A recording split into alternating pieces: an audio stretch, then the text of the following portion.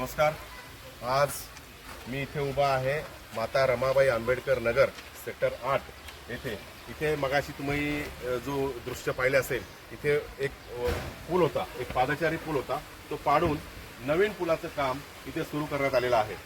पण हा पूल पाडून जवळपास 10 दिवस उलटून गेले आणि नवीन पुलाचं काम करण्यासाठी जे कंत्राटदाराला जे काय कंत्राट दिलं असेल त्या जवळजवळ 5 दिवस झाले, आज ते काम बंद आहे। या गतीने जर काम होणार असेल तर इथल्या नागरिकांच्या जीविताचं रक्षण कोण करणार? तुम्ही आता पाहू शकता, हा एक तात्पुरता एक पूल इथे बनवलेला आहे आणि या पुलावर ये जा करत आहेत लोक आणि या ये जा करत असताना एखाद्याचा तोल जाऊन तो ती व्यक्ती खाली पडून त्याचा दुर्दैवी मृत्यू सुद्धा होऊ शकतो, एखादी मनुष्यहानी होऊ शकते आणि याला जबाबदार महानगरपालिकेचे अधिकारी असतील। यात महत्त्वाची गोष्ट तुम्हाला सांगण्यासारखी इथे आहे की इथे हे जे काम आहे हे महानगरपालिकेने ज्यांना दिलं आहे, कुणाला दिलं आहे, किती रुपयाचं टेंडर आहे हे त्याची काही कोणालाही कसलीही कल्पना नाही। लोकांना विचारलं असता ते म्हणतात की आम्हाला माहीत नाही कोणाला काम दिलंय, फक्त त्याच्यामध्ये काही राजकीय व्यक्तींचा यात सहभाग आहे, एवढंच मला याची माहिती मिळाली आहे।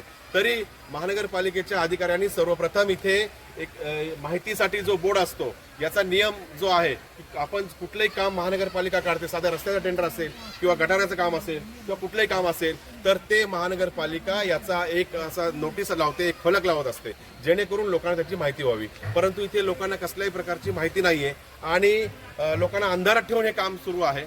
त्यामुळे याच्याकडे त्वरित लक्ष द्यावे असे मी महानगरपालिकेचे आयुक्त माननीय कैलास शिंदे यांना विनंती करतो आणि त्यांनी या बेजबाबदार अधिकाऱ्यांवर कठोर कारवाई करावी अशी मी त्यांना विनंती करतो। धन्यवाद।